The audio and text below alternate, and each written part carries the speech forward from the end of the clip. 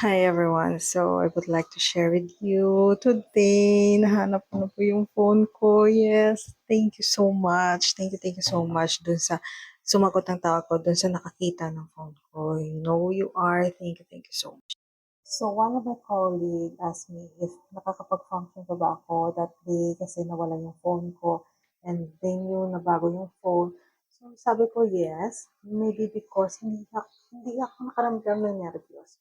You know yung sabi nga nila na pag may nawalang bagay at hindi ka nakaramdam ng nervyos, means na mahanap mo yung bagay na yun. Maybe one also of the reason why hindi ako nakaramdam ng nervyos kasi I'm thinking na pag may kumuha talaga intentionally ng phone ko at hindi niya magagamit. Hindi siya makakapag-change number. At the same time, hindi niya magagamit yung off button. Pero nag-effort talaga ako, guys. Galing yun, nag-effort ako, pumunta ako ng police station, nagpa-flutter ako about sa nawala akong phone, and then nagpa-announce din naman ako sa Facebook, ganun. Pero wala talaga eh. So, it's been 2 weeks kanina when I woke up while fixing my bed. I decided to check dun sa Find My Device. But unfortunately, sa Find My Device, nakalagay siya na no location found. Then I decided to call yung phone. And fortunately, nag-ring po yung phone ko and somebody answered the call. So now, nandito na siya. Nandito na siya sa akin. Charging it. You know why? Siguro, isa sa mga things na nagawa ko when I bought my phone is that meron akong minodify dito. First thing na minodify ko is the off button. Kasi if you're going to press the off button, bukas pa. Right, hanggang bukas, hindi siya ma-on. Hindi siya ma-off.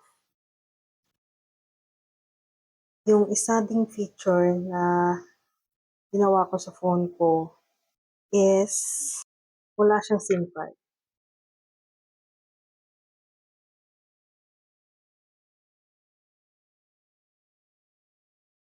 Pero may number siya. It really helps yung mag-purchase ng eSIM. Smart na yan. So, that's why maybe siguro one of the reason why confident ako. Nawala ako man ng cellphone, may nakakuha man iba, confident ako na hindi niya magagamit yung phone. So, if your phone is electronically compatible sa eSIM, magpa-convert na kayo sa eSIM, guys.